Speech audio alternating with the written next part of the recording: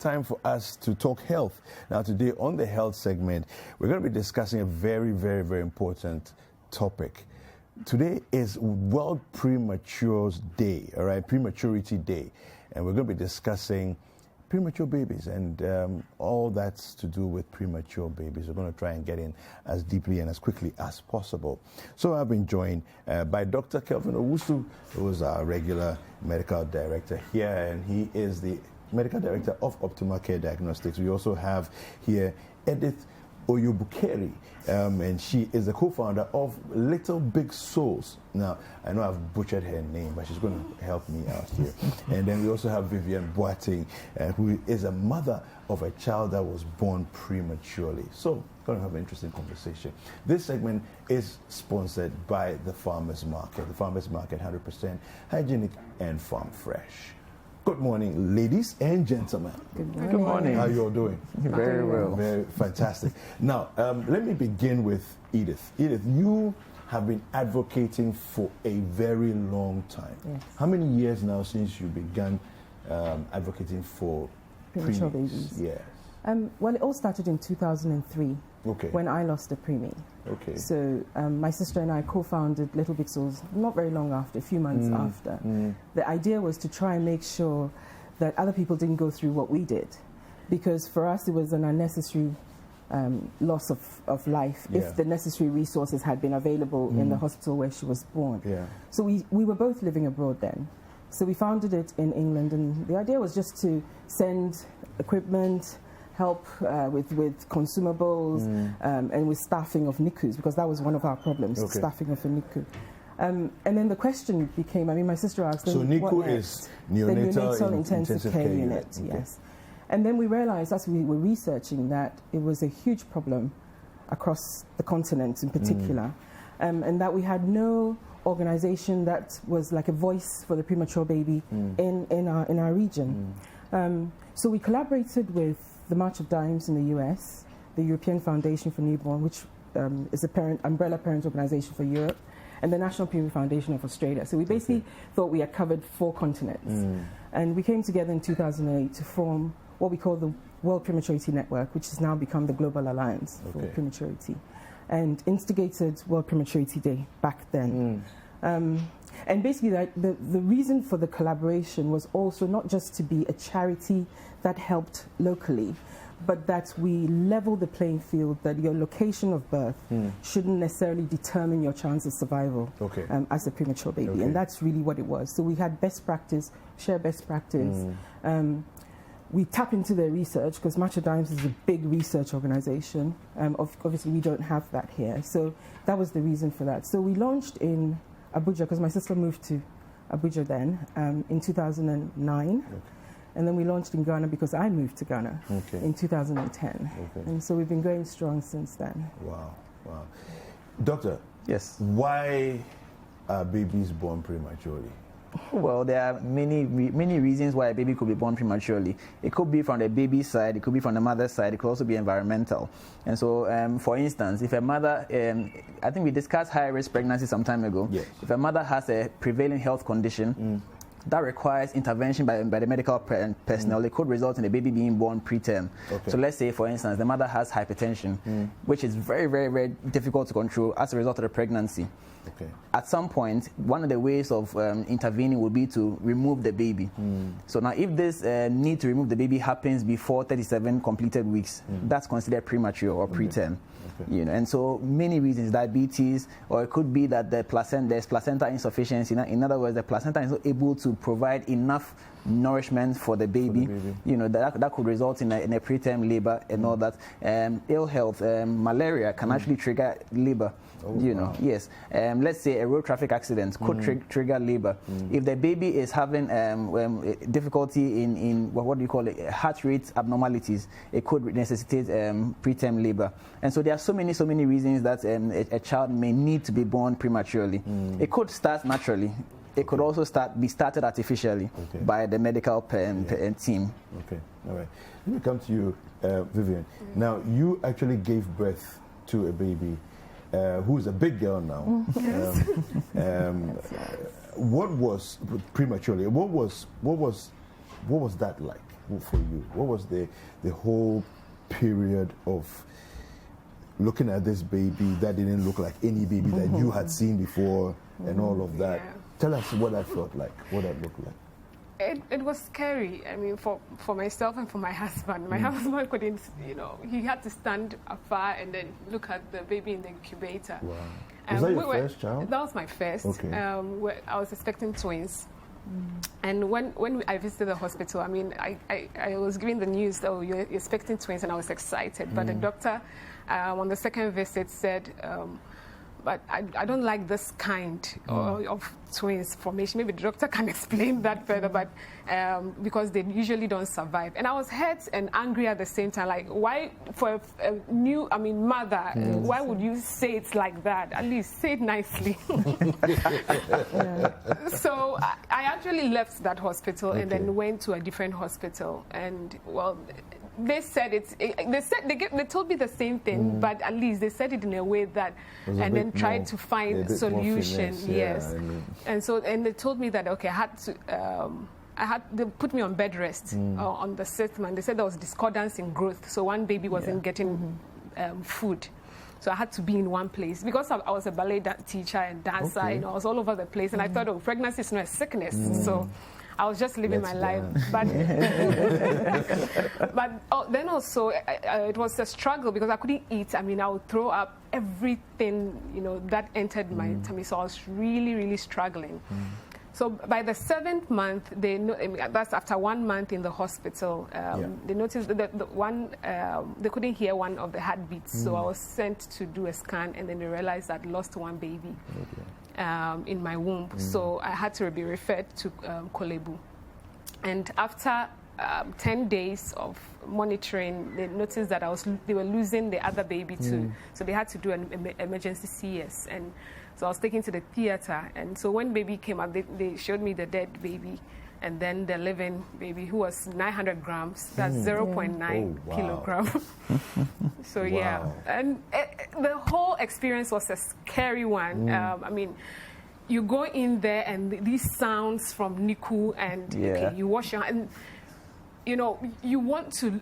The first thing is to cast your eyes to see, is my baby lying in the incubator before you even enter? Because sometimes you'll be there and then they'll wrap it, baby, and take her away. And it was such an experience. So already walking into the room, you don't even want to get near the incubator first. You just want to see if the baby is even there. Yeah.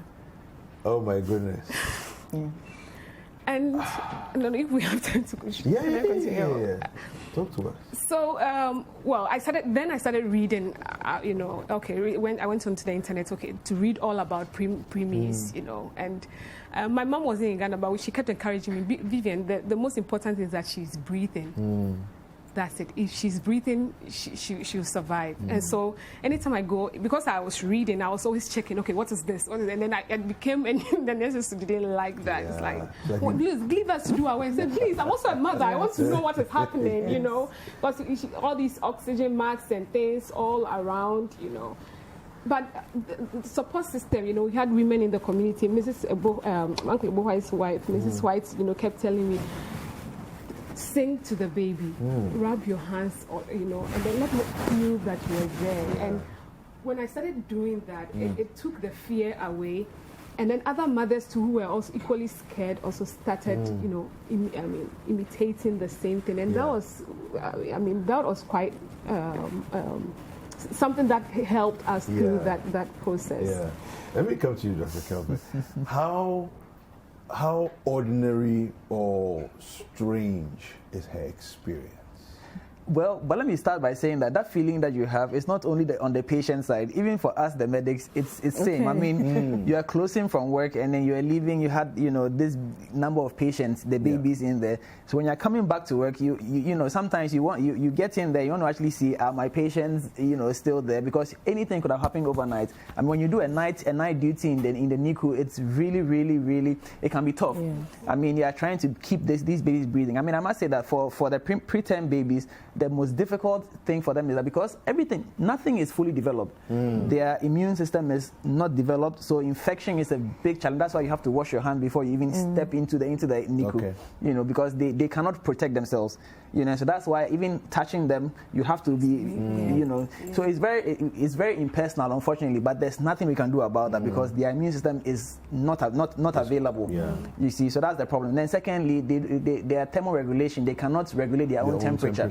And so again, it's difficult because if you bring them out of the incubator, then they are exposed to the environment, and that could trigger one thing and another thing. Even their digestion is not developed properly, so you are feeding them. If you don't mix the feed properly, or you feed them a bit too much, I mean, it's a big challenge. And for us as medics, we need to take lab samples. Just drawing blood from a preterm baby could make that baby become anemic and die from complications of anemia. But you also need to take the blood samples. What do you do? You know, I mean, the preterm baby can fit in my palm. Yeah, that's how small. That's how small they are. I've seen one, and it's honestly. So imagine taking blood from that you know, tiny baby. Yeah. You know, but some of them, you know, you can see that the heart is beating. The baby is trying to move the limbs. You know, it's quite an interesting sight. You know, watching them grow. Those that would survive. You know, and I must say that for a 900 gram, that's actually very, very, very small. Yeah. And the chance of survival is very low. I'm sure from your research and all. You know, because 900 grams is very, very small. I must say, very small. You know. Most of those who survive are above 1 kilo, 1.2 kilos. Okay. You know, so for a 900 grammer, I mean, that's a survivor. Wow. She's a fighter. She is. Edith, does it get any easier with time?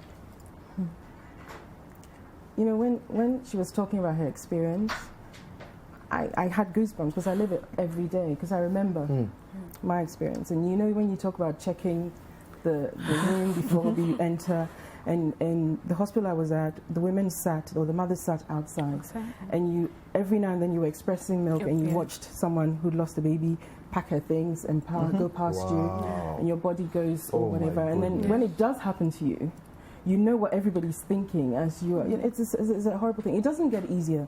The fight, we still fight for preemies, and it's for me, it's a continuum of care. It's the NICU care teams, the doctors and nurses, who I think, for our part of the world, do an amazing job with what they have. I mean, those that are seriously dedicated, you would call them angels. They really push. And then it's organizations like us. Then it's the mother and the families. So it's that whole continuum that really push to get the baby where it is. But I think my sadness is that I experienced something 17 years ago, and still women are experiencing the same thing that I experienced. And despite the work that we do, and that sometimes can be, I don't know whether the word is demoralizing, but within that there's hope in this journey, and hope is one of her outcome. That there's so many outcomes like hers, which then sort of almost like shine a light over the ones that we don't, that are less positive, and then we fight harder to make sure that we have less of the negative. I mean, we're not saying babies shouldn't die, and doctor knows that. Babies will die, even in the best, with the best resources. But we're saying that the unnecessary death of babies who are born too soon, and babies where we can't actually replicate what the environment in the womb for them outside of the womb. Not because we can't do it, but because we're not conscious enough to really try to do that. That hurts me. Doctor talks about taking blood for babies. I've been in lots of NICUs where we're taking blood, and we're using pediatric needles for neonates. It breaks my heart. It's almost like using a horse injection for a human being. And I think it has to start with our procurement system in terms of the health service and things like that. We supply things like purple cannulas and things for neonates, but you know, they're a special group. They're miracles. And if we're in a society where we value human life and then we revere death, it is amazing how little we think about the death of babies, how little and we call it little big souls because we're all big souls. The body doesn't matter. And the loss of a baby in NICU, like doctor was saying, when he's coming, he's actually worried. It's a huge feeling when a baby leaves. There's a funny atmosphere when a baby dies. And I think we need to do more. So it doesn't get easier. It doesn't get easier. No, and I think the experiences of mothers now are still You know, and our region still has the highest rates of deaths for premature babies. Yes. I mean, in Ghana, we lose about 8,000 preterm babies a year. And that's documented. Are you serious? I mean, there are a lot of undocumented. Yes. I mean, on paper, we lose about 8,000. Yeah. 8,000? Yes. And I'm talking about, like she said, these are the ones we actually know, have records of. How about the ones we don't? We don't know, That's a problem. Yeah. Vivian, at what point did you finally feel that you had hit the curve, the turning point, where now you're finally over the hill and your child is going to be okay? Well, after a month in the incubator, baby was now 1 kilogram, you know, and so they said, okay, she's a bit stable. At one point, they said cardio, whatever, and we had to go to the cardio and all that. They said, oh, where is all this problem coming from?